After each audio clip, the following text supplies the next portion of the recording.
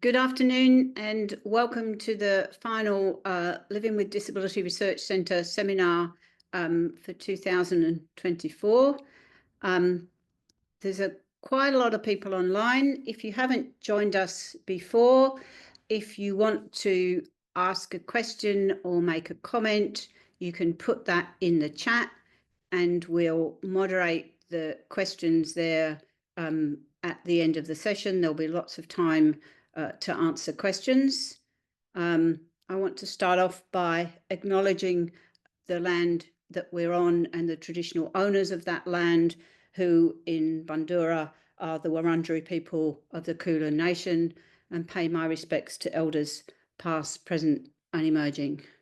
So this afternoon we're and the other thing I should say is that the seminar is being recorded, and the recording and the slides will be available on our website probably early next week.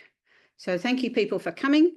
And what we're going to do today is to introduce to you the Observing Practice Quality Tool, the OPQ, that we've been working on here for a considerable period of time, which was delayed due to COVID, like most other things. So what we're going to do today is I'm going to present, I'm Chris Bigby, the Director of the Living with Disability Research Centre. I'm going to present for about 10-15 minutes to give you an overview of the purpose and the process of developing this tool. And then Lincoln Humphreys is going to walk you through what the app looks like and what the training site looks like and how to use it.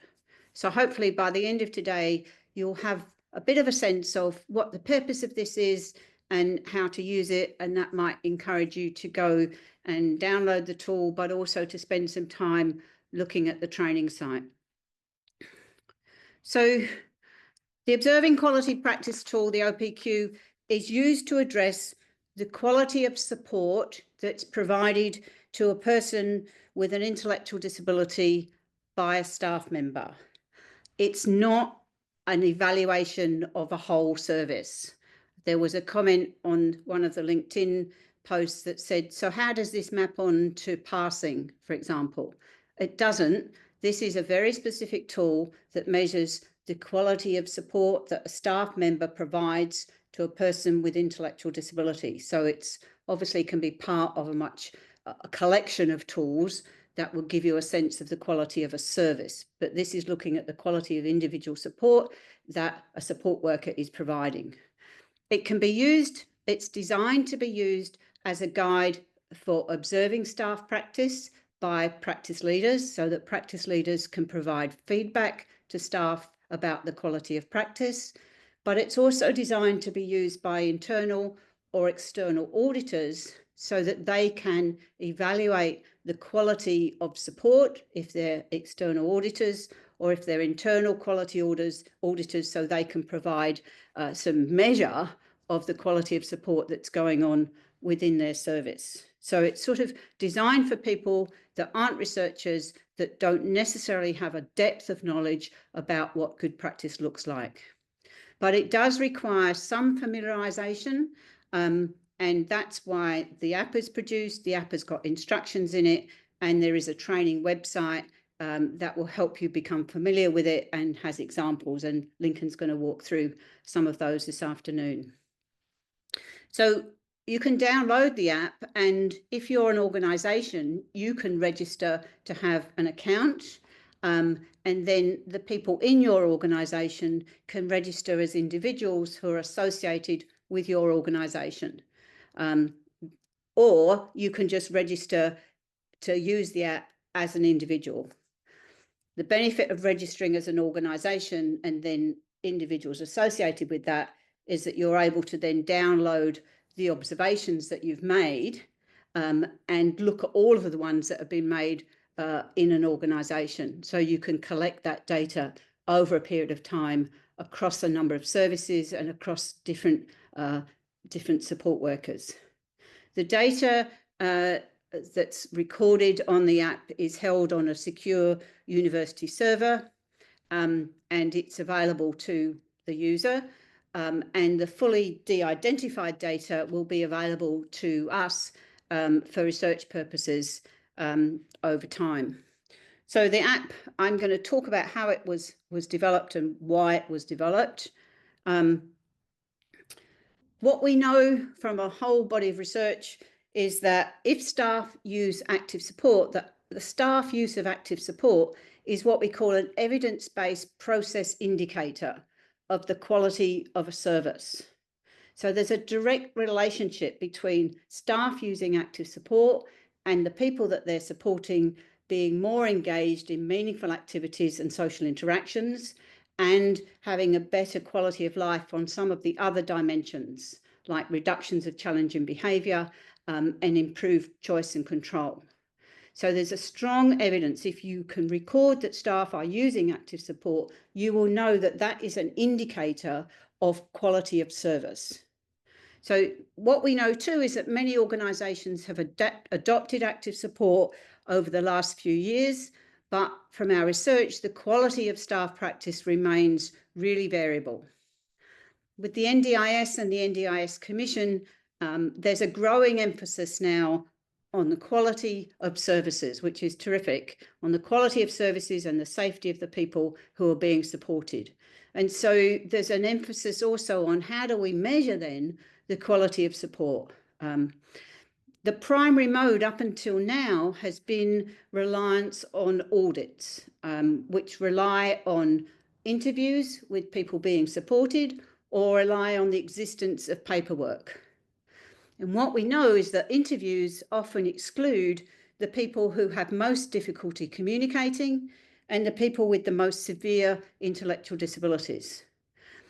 And we also know that those are the people that get the worst quality support consistently. And that paperwork is not really a good indicator of what actually happens in a service. Might be what you will want to happen, but it doesn't mean it actually happens. And lots of the paperwork that is being measured and checked is not necessarily based on evidence about a relationship between the existence of that piece of paperwork and an outcome for the service user or the service quality. Research suggests that observation is the most effective way of measuring and judging the quality of active support and the quality of staff practice. And for many years, the active support measure has been the most common observational tool that's been used by researchers to measure the quality of support. But the active support measure is a complex measure which is based on, requires a lot of training and takes a long time to learn. So what our aim was to try and develop a tool specifically for non-researchers that was based on that active support measure. And this just gives you an overview of what the active support measure looks like. On the right-hand side, you can see the 15 items, I think it's 15, that are in the active support measure. And they're quite complicated and they require a lot of judgment.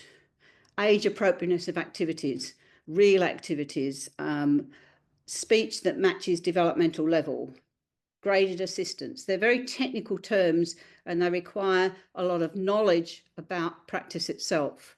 So this measure, even though it's a very well used measure in research, really isn't fit for purpose for auditors or for practice leaders in judging the quality of service and giving feedback. So, as I said, we've been developing this tool for some time, and we got a grant from the NDIS Quality and Safeguard Commission back in, I think it was 2020, was the first round of grants they had about improving quality. And the first thing that we did was we undertook an exploratory factor analysis of the data set that we had using the active support measure in order to identify what concepts was the active support measure measuring, what were the domains that it was measuring, and to understand more about how it did that. And we ended up with 2 domains rather than just one, that there's about providing support and it's about interacting with the person. So good quality active support has those two components, and the paper that analyses that was published earlier this year, and Lincoln led on that paper. When we'd done that, we then spent quite a lot of time looking at the qualitative data that we'd collected over about 10 years of the active support when we were doing the active support measure. And we used all of that knowledge to generate items that would tap into those two dimensions of active support. So we used our knowledge, our experience, but we also used the data that we'd been collecting over a long period of time. So by March 2021, we had a draft of the tool, and we sent it to 7 experts who, both in the UK and in Australia, who were experienced in active support practice and who were also experienced in doing observations from a research and a practice point of view. We gave them the draft measure, and we gave them a clip that was about 10 minutes long. And we asked them to reflect on each item, how clear it was, what the instructions were like, did it capture what we were trying to capture, and we asked them to score the clip. And generally, everybody was really positive that we were capturing the sort of key content areas of active support, and the scores aligned quite well, but they highlighted a whole range of issues for us about the clarity of wording, about the clarity of the instructions, and about the need to avoid subjectivity. And they raised a lot of issues about, well, how do you capture the subtleties of practice if you're trying to simplify the observations? So they gave us a lot of food for thought. And then we spent a lot of time during COVID refining the items, and then starting in stage 5 to build the app, which we built with the La Trobe Centre for Data Analytics and Cognition. We field tested the first draft of the app to test its face validity with 4 experienced practice leaders, and interviewed them about the experience of using the app, and then did more refinements to it. We started to design the training to go with the tool, and we paid some attention at the end of the day to the graphic design, realizing that that was going to be quite important in terms of its usability and accessibility. And we just finished the last process of field testing it again with this version of the app that's now available, with 9 practice leaders who've got various experiences of doing observations. There's a last stage to come, which we'll do next year, which will be about looking at the concurrent validity. To what extent does our app measure the same thing as the active support measure measures? And we're pretty optimistic that it does. So what I'm going to do fairly briefly is just to give you an idea of how this has evolved, and the process that's been involved. So you can see on the left-hand side of this at the top is the items that were in the active support measure. And then below that is the February 2021 item that we got reviewed.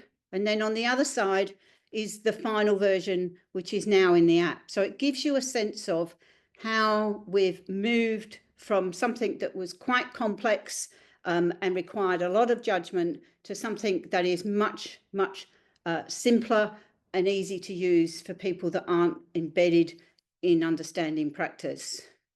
So after the first set of review, we reduced a lot of the words. You can see there's much fewer words on the right-hand side than there are on the left. We tried to make the phrases much simpler and clearer. We use the term worker rather than staff. And in the training for every item, we put a statement of what good looks like. So there was a very clear message to whoever's doing the observing of what good support looks like for that item. And then, so for example, with item 1, good support means the worker offers and supports the person to participate in multi-step activities. And then the item is, what type of activities did the worker offer to the person? And Lincoln will talk much more about the scoring and how you make judgments about those things. But this item is probably the most difficult item because we had to take out the subjectivity of it. So what's real? The original items were about having real and age-appropriate things. It's very hard to work out what real is. Does something have a purpose? Well, if you're knitting, then that's a real and it has a purpose. But then if you unravel and start again, did it really have a purpose? In whose eyes is something meaningful? That's a subjective judgment. Hoovering might be real, but it may not be meaningful to everybody. It might be meaningful to some people. So in the development of the tool, we've tried to avoid that sort of subjectivity. And in this item too, we've introduced this idea of a multi-step activity in order to differentiate between simple tasks and simple activities and more complex activities. And that's particularly important for people with milder intellectual disabilities who are often only involved in very simple activities. And again, Lincoln will explain some more about the differences, but fundamentally it's the difference between being involved in cooking a meal and doing a whole range of different steps compared to just being offered the activity of going to watch a television or going to get the mail from the mailbox, which are very simple single-step activities. So this item is not only about offering activities, but it's about, are they multi-step or single-step? The second item is much more straightforward. We didn't make many changes, but we just reduced the words and made it simpler. And there was lots of questions about choice. People talked about, is this a moment in time or is the choice part of a chain of choices? And what we're asking people to look at is the moment in time. Is choice being offered in this moment about this thing? And people raised the question about, well, you might be being offered choice, but people may not understand the choices that they are being offered. And we decided to leave it like this, how much choice is being offered, and to pick up in the later item the issue about communication and whether the person understands communication. This item is about providing opportunities to be engaged. And as you can see on the left-hand side, the original ASM item was demands presented carefully, tasks appropriately analysed to facilitate service user involvement. That's really complicated. So we made it simpler, first of all, and then we simplified it again. So it's just about providing opportunities to be engaged. And how much opportunity for engagement did the worker provide to the person? There's issues there to consider about, is there a need to match the opportunities to the person's interests or skills? And what about missed opportunities? But we thought they were picked up in the scoring. And it's very hard as an outsider observing to work out whether what's being offered is in line with somebody's skills or interests. But you can tell whether somebody is engaged in something and whether somebody is successfully being able to undertake that activity or that step. So it's about creating opportunities to be engaged and to be successful in that engagement.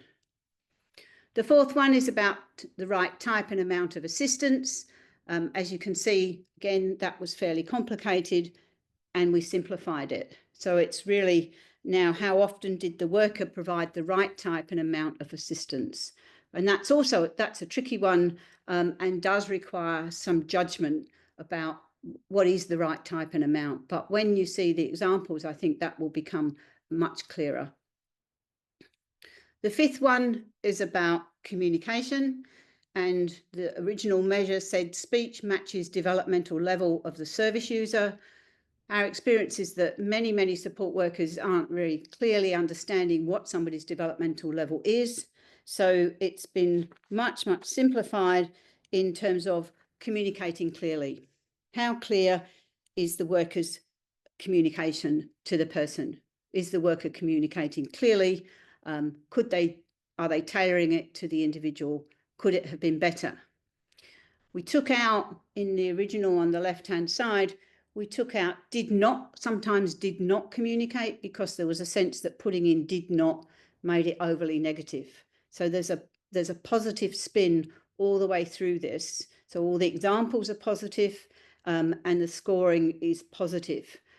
It's really poor practice to put negative examples out in the public domain, because people see them out of context, and we tried to avoid negative scoring as well. The sixth one is stayed very much the same. It's about noticing and responding to the person's communication. And this is really important in terms of how often did the worker notice and respond to the person. We see a lot of people being ignored by workers, with workers not being able to pick up on the nuances of somebody's communication, or basically just not taking any notice of them. So that one's really straightforward.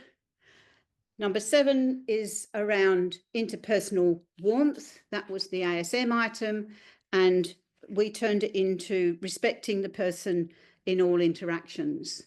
And you can see we simplified that. We used some fairly big words in the original one about rapport, and we took the idea of rapport out and made it how attentive and courteous was the worker towards the person, which are much easier terms to understand. The 8th item was a new one, which came from our analysis of the ASM data, which is about creating, having friendly interactions with the person. So the question is, how friendly were the workers' interactions with the person? So we moved from creating opportunities for friendly interactions to a much more straightforward question, is how friendly were the workers' interactions? And then there's two optional items. One is about teaching. Is there opportunities to teach, for the worker to teach the person something new? You may see those opportunities, there may not be any opportunities. So this is a sort of optional item that you can score if you see it happening.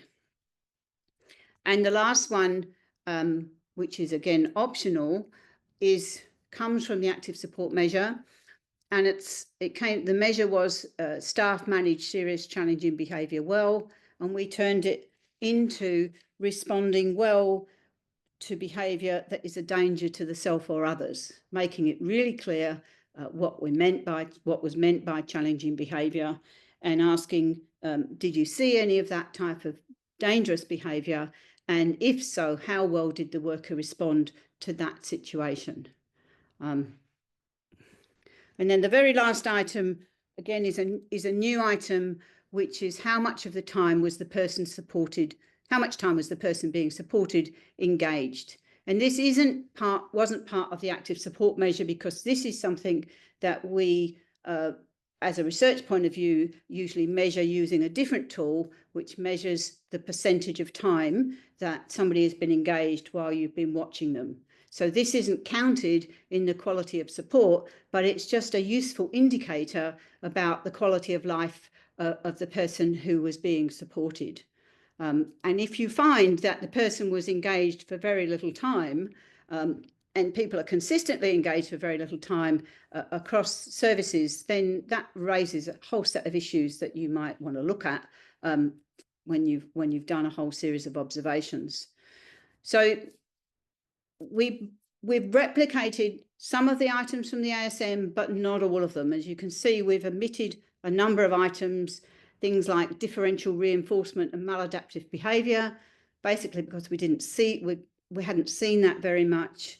Staff working as a team, that's hard to observe, and it's also not relevant to the increasing individualised services that are being integrated into our service system. And the idea of written plans in routine use is a really good item, but the problem is you can't see written plans being used. So we took that out because it can't be observed. And there's other ways of judging and looking at the quality of plans other than doing an observation. So, next steps for us is letting this loose so that people can start to use it, but also to give people some warnings about some of the ethical issues of doing observations, that this is designed to be a non-participant observation.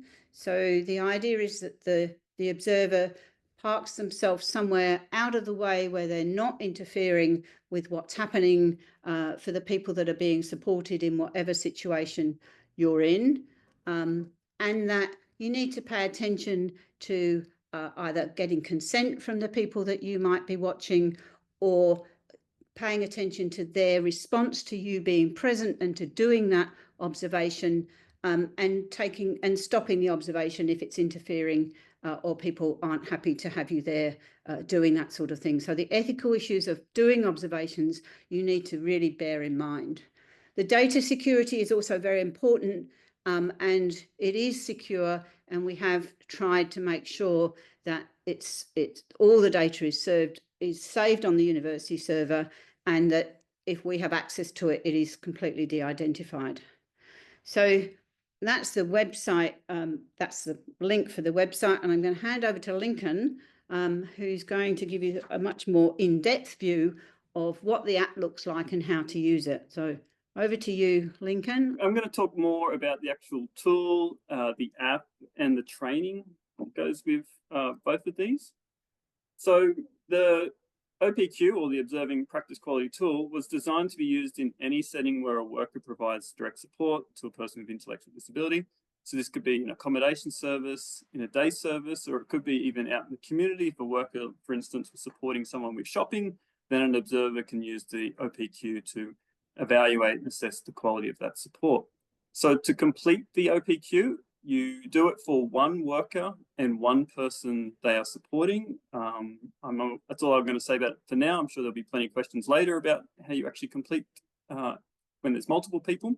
So with it, we recommend that you observe for a minimum of 15 to 30 minutes, or even longer. If it's longer, then you're going to get sort of more information in terms of completing the OPQ, but it's at a minimum 15 to 30. And when we were testing it, we were able to complete the OPQ based on observations that were 15 to 20 minutes. But how long you observe, I think, is going to depend a bit on whether you're a practice leader or an auditor. So in terms of doing the actual observation, you need to stand or sit where you can see and hear the worker and the person they are supporting. So for instance, if there's support that's happening in the kitchen, then if I'm observing, then often I would be sitting at the dining table. So I'm just observing from there, or maybe standing somewhere out of the way, maybe up near a wall. And the idea is that I'm standing where I'm not interfering with what's going on. I'm not influencing the interaction, but at the same time, I can still clearly see and hear what's happening, so I can get reliable information to complete the tool.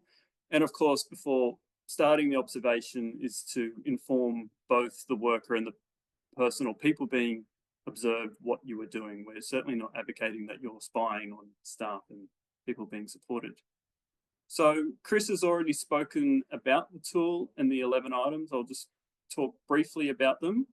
So there's 4 items which reflect the domain of technical skills. So this is the skills that the worker uses to enable the person to participate in activity or activities. So there's the 4 items there about offering activities to choice, providing the opportunities to be engaged, and the right type and amount of assistance.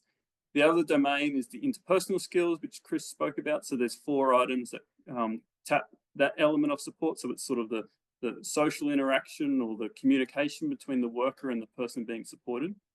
So those 8 items are the core items to the tool.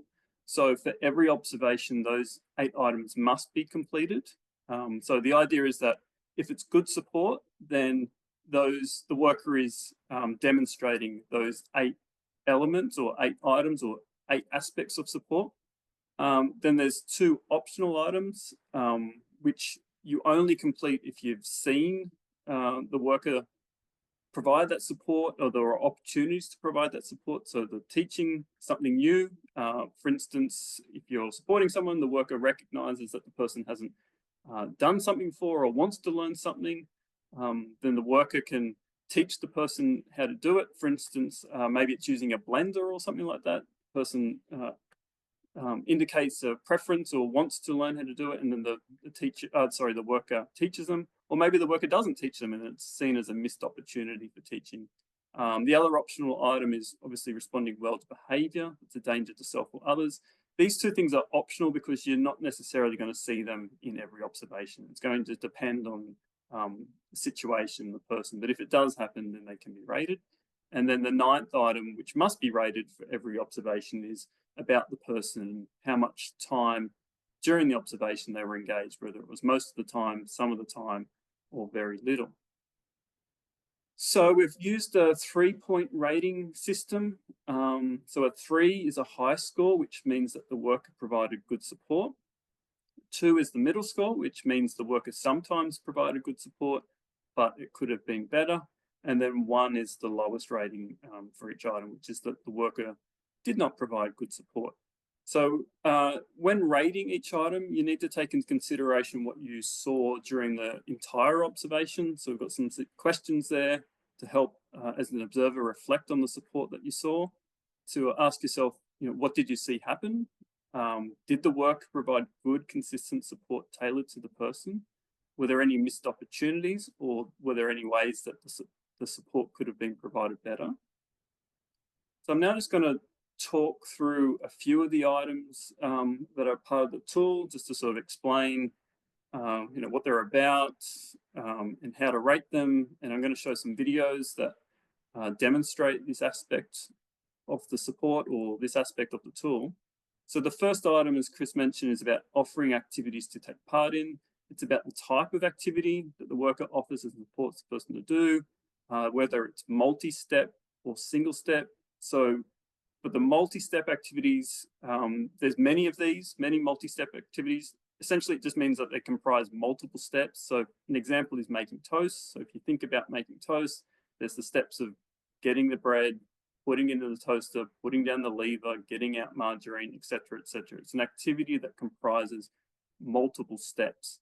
And often multi-step activities require time and effort to do. They're a bit more absorbing, there's a bit more substance to them compared to a single step activity, which comprises just 1 or 2 steps. So some examples of single step activities is the person just going up and closing a curtain or a blind, or just carrying clothes to the washing machine, or checking for mail in the letterbox. These are activities that are usually done quickly and easily. They're completed within less than a minute, like usually about 10 to 30 seconds or something like that. And then the lowest score for this item is that the worker is not offering any activities. So you may see that the person is doing nothing during the observation. Maybe they're just sitting, standing, watching the worker or other people. So I'm just going to play a video now, which is about offering activities to take part in. So as you watch this, think about what type of activity did the worker offer the person, and how you would rate this using this 3-point scale.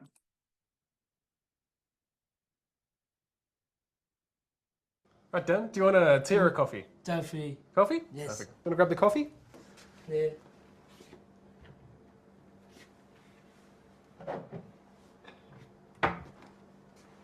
Fantastic, well done. And do you want to pop the kettle on? Yes. Great. And where's your mug?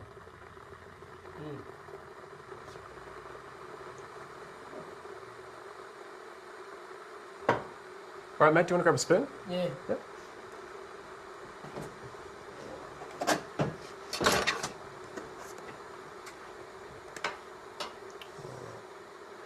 Now, did you want to scoop the coffee out? Yeah.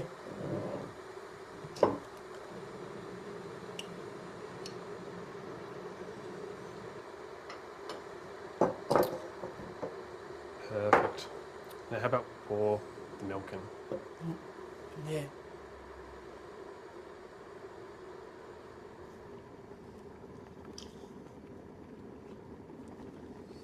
Great. All right. Now, I'm going to tip the water in. Be careful, it's hot. So we'll grab it Yes. here. Perfect. Let's tip it in. Alrighty. Put that down. Perfect. I'm gonna grab the spoon and stir it. Yeah. Yep. All right, great. Pop it in the sink. Awesome. Do you want to take the table down? Yeah. Perfect.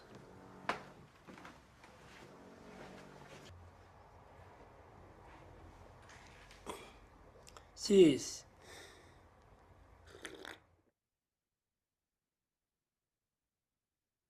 Okay, so if we're to think about this item and how the worker offered an activity to take part in, the question is what type of activities did the worker offer the person? So on the right of the screen there's a screenshot taken directly from the app. So for this particular item, it would be rated a 3 because the worker offered a multi-step activity. Obviously, this activity of making coffee involves steps such as getting coffee from the cupboard, turning on the kettle, getting a cup, getting a spoon, etc. And this is an activity that involved those multiple steps and required, I guess, time and effort for the person to participate in. Also in that screenshot is what the 2 rating is. So that's the worker offered single step activities. So in the table, I've kind of added a scenario how this could have, how the support could have been different and it would have been a rating of 2 had they been single step activities. But it would have been a rating of 2 if the worker had, for example, made the coffee for the person, gave it to the person who drank, and then afterwards the person took the empty cup to the sink. In that case, they've just completed single step activities. And the other rating of a 1, the worker did not offer activities. This could have occurred if the worker was instead busy doing other activities such as cooking or cleaning and did not support or offer the person any activity to participate in. I'm just going to talk about one of the other items in the tool. This is item 4, about providing the right type and amount of assistance. So this reflects graded assistance to ensure success, which is an essential element of active support. If you're familiar with active support, this is like one of the key components to good quality support. So there's different types of assistance. There's the person just asking, can you get the milk from the fridge? Instructing, for example, instructing the person to press the switch in the kettle. Then other types of prompting, gesturing, demonstrating, or guiding, which is similar to hand-over-hand assistance, where both the worker and the person holding the kettle to pour hot water in the cup. So this item is pretty integral to good support. If a worker is providing the right type and amount of assistance, then it enables the person to participate in the activity.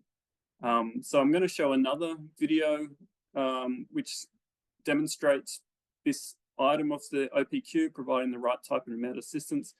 And when I show this video, think about what assistance does the worker provide the person, whether it's asking, instructing, prompting, etc.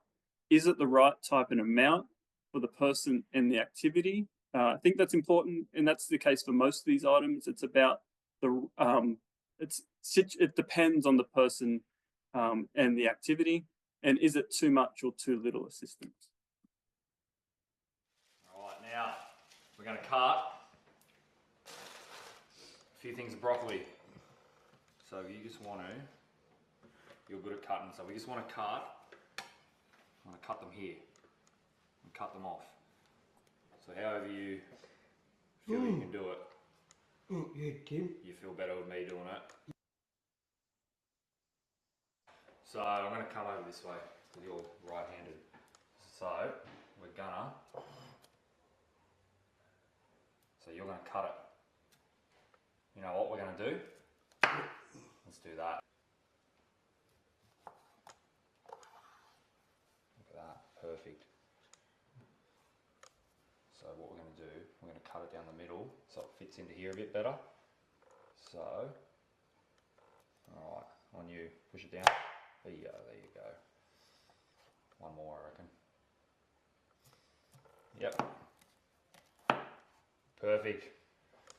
So with these ones, just break a few off with your hand. You don't need the knife anymore. Okay.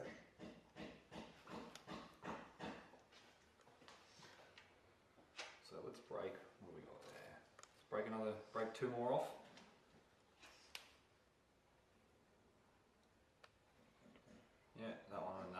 I reckon that'll be enough broccoli. That's alright, yeah, snap it off. Done. Alright, now we're done with that. We're done with this.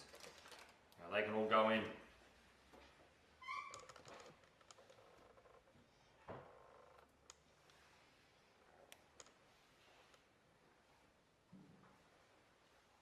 So, how many eggs do we do?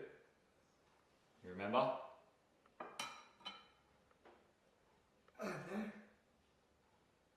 Three. 3. Let's crack them in there.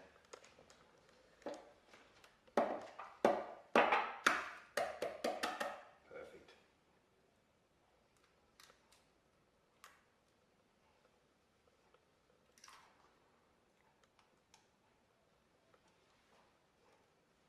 Cool. 2 more.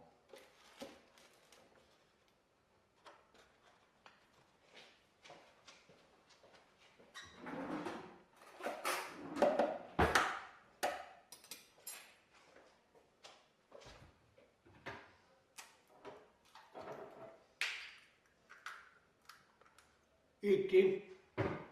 Hey, 2. 2. 1 more. And then we'll go the milk, a little bit of milk. And that nice salt and pepper.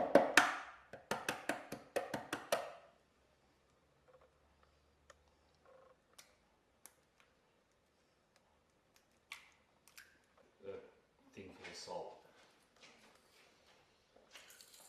It's the same thing, yep. It's got to like clip in a certain way. All right, so that video keeps going. So how would we rate this assistance using the app? So on the right there, it has the question, how often did the worker provide the right type and amount of assistance? And obviously that worker provides very good assistance and is easily rated a 3 for this item. The worker provided the right type and amount of assistance in all instances. He uses a variety of assistance, which seems to always match the right assistance for the person to perform that activity. For instance, there was guiding where they're both holding the knife to cut the broccoli. What else? I really like where there was asking the number of eggs needed and gesturing, just holding up the 3 fingers, as well as standing back when the person's cracking the eggs because the person can do this themselves. So they're always providing the right type of amount of assistance. But for the 2 and the 1, we've got sort of example scenarios of how the rating could have been that. So a 2 rating means that the worker sometimes provided the right type and amount of assistance. So for instance, if the worker had provided guiding to cut the broccoli with the knife, but then a 2 is that it could have been better support. For instance, had the worker provided too much support for cracking the eggs when clearly the person can do that themselves, perhaps with just some verbal instruction. And a 1 for this item would be given if the worker did not provide the right type and amount of assistance. So that would be providing not enough assistance or perhaps over supporting the person.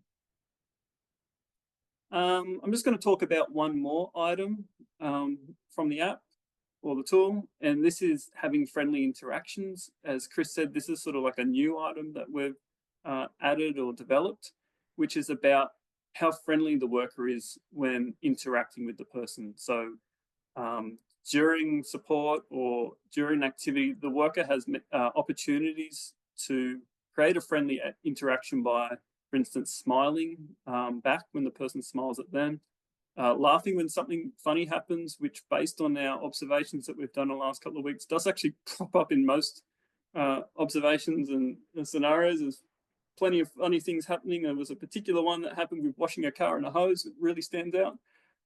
Giving praise to the person when the person achieves something, or even just making small talk, such as asking a person about what they're doing. So I'm going to play another video. So this time, pay attention to how friendly are the workers' interactions with the person. Does the worker use the available opportunities or create opportunities for a friendly atmosphere? And is the person enjoying the activity or interaction, and are there moments of fun? Yeah. All right, is it time for some red? I think so. Whoa, that's heaps. Whoa! Beautiful. Look. That's so nice. Oh, you want more? Again. I can tell you keep looking at it. Good.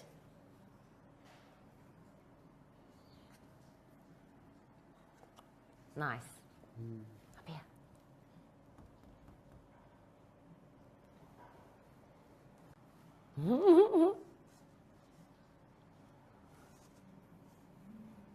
Look. It's looking good.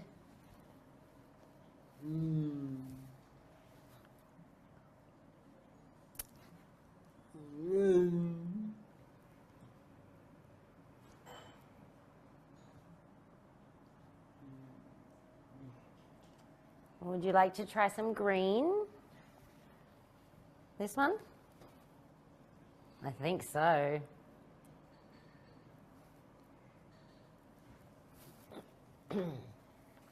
Let's load it up. Whoa. Good work. On here. This way, Aaron. And push. All right. And push. Good. Can I have it? Oh, come on. I can't work out today. You like green more. Here. I thought red was your favorite. Okay. Yeah. Ready? Ah, good work. Nice. So, we've got a lot of green. We've had a bit of red. Which one? You still want red. Yeah, all right. Let's do more red. So this time, let's maybe paint someone here. Now you can hold it. We'll load it up. All right, so leave that one there. The video goes for longer, which you can watch more of it on the website. So on the right again is the screenshot for this item. How friendly were the workers' interactions with the person? So again, this is a 3 rating because the workers' interactions created a friendly atmosphere, and the worker does multiple things to create a friendly atmosphere while they're painting. There's smiling, the worker uses a friendly and positive tone when speaking, giving praise, providing positive comments about the painting, sharing moments of fun. There's plenty of laughter throughout it. Making small talk when something interesting happens, even at the end there talking about, I thought red was your favorite color, all those sorts of things. So the worker does quite a lot during that activity of painting to create this friendly interactions. So how could this have been a score of 2 potentially, where the workers' interactions sometimes created a friendly atmosphere, but there could have been more of this? That could have happened if the worker had used a friendly and positive tone when speaking and gave praise, but also missed some opportunities for moments of fun. If you watch the full video, there's actually another worker or person comes and joins them, and there's this really nice friendly interaction between them. So it might be that the worker the workers just talk to each other and they exclude the person that's being supported. So it's sometimes creating that friendly atmosphere, but there was opportunities for more of it, or or they overlooked or missed something. And then a 1 is about the workers' interactions not creating a friendly atmosphere. So perhaps the worker is overly task focused on painting and had not used the opportunities for moments of fun, not commenting when something interesting happens or something funny, or even not providing positive comments about the painting, or excluding the person from the conversation. So in terms of total score, this is calculated by adding up the 8 core items that comprise the tool. So the ratings for items 1 to 8, which results in a maximum score of 24. We've provided guidance in how to interpret a total score. So broken up into high quality support, medium quality, and low quality support. The two optional items about teaching and responding well to behaviour are not included in this total score for the reason that they're not going to be seen in every observation. Therefore, we're kind of focusing on the 8 core items that should be occurring in every support or observation if the work is providing good support. And also the item 9 about time engaged is not included in this total score because it's, as Chris said, it's more sort of an outcome of the support or what the person, how much they're engaged. So these 3 items are interpreted separately. So if you're a practice leader and you're observing staff, you've completed the tool or the app, and you've got the scores and all that sort of stuff. The idea is that by using the tool and the app is that you're going to give staff feedback so that it develops their practice, that helps them to improve their skills.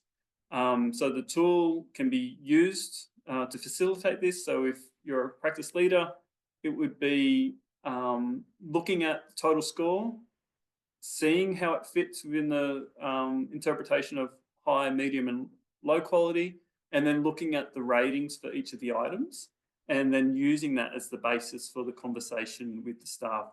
We're certainly not suggesting that you just give the staff their scores as if that would be sufficient to improve or develop practice. Rather, after observing, you would ideally go away, reflect on the support observed, review the scores, the ratings, any notes that you've made during the observation, but importantly that you plan what you will say and how you will say it before delivering that feedback.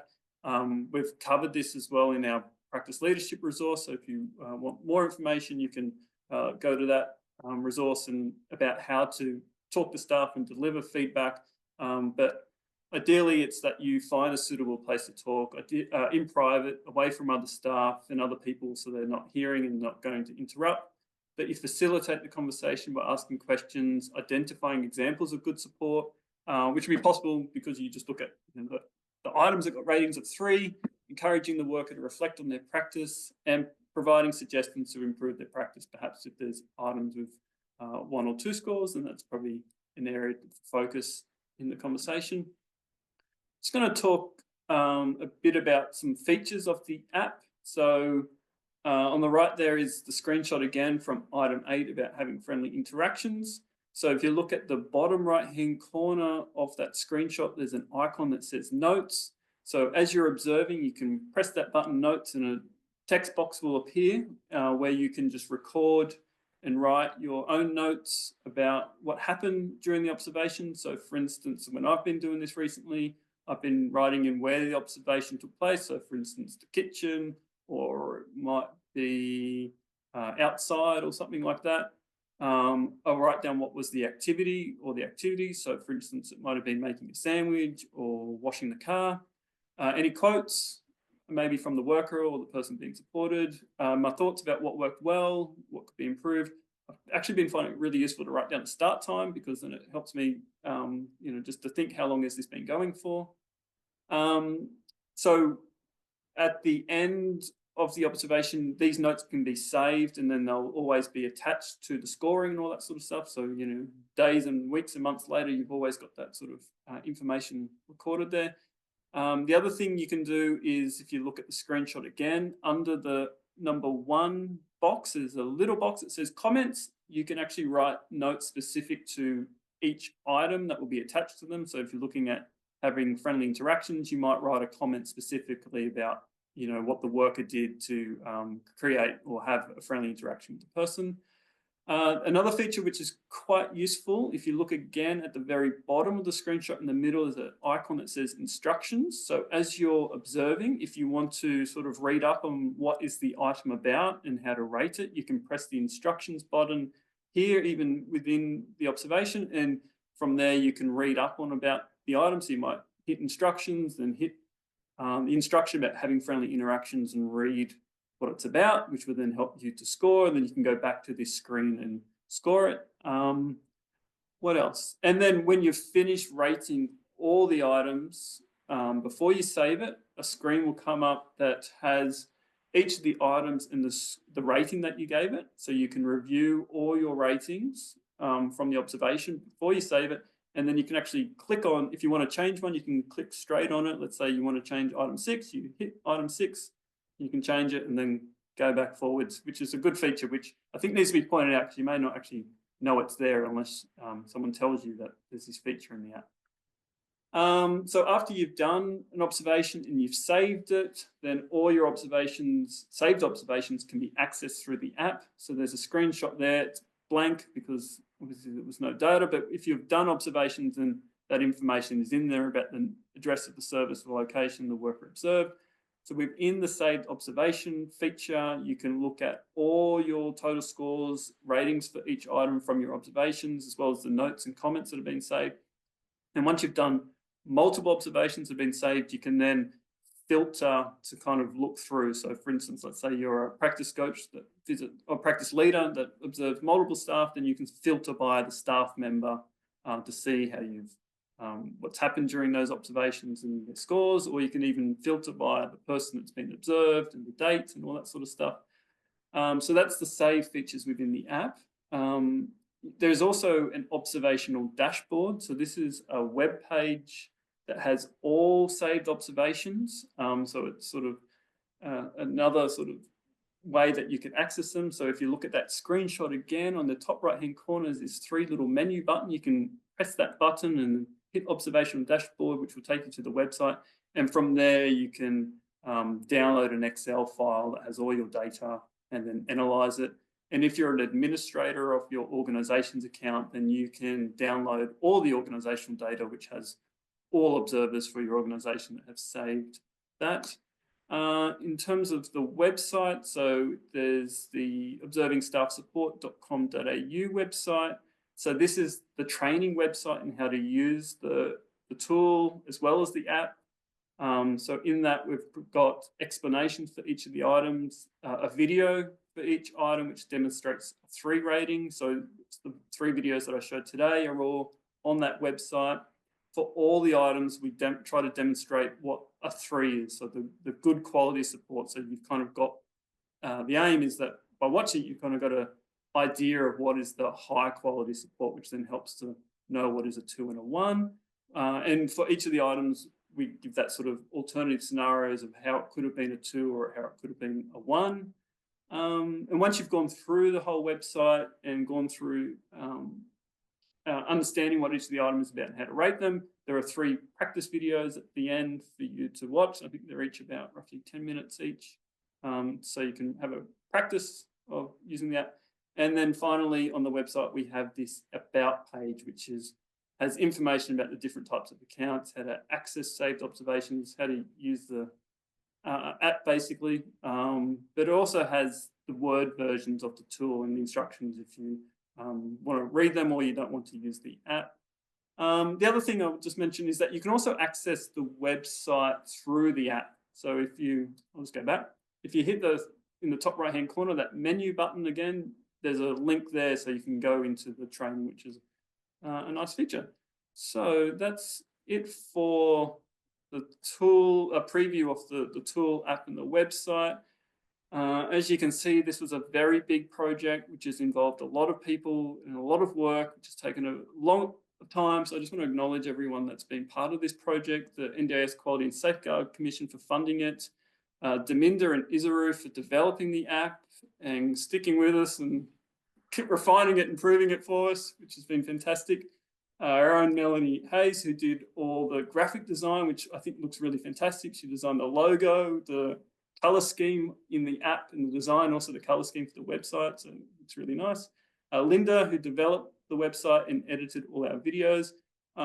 Special thanks to Teresa and Tal, who were involved in developing the early stages of the OPQ and the item.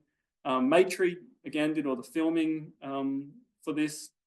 I'd like to thank all the actors, support staff, people supported by Grey Stains, Unison, Golden City, who participated in the videos, the expert reviewers, and finally Golden City and Life Without Barriers for your help with testing the app.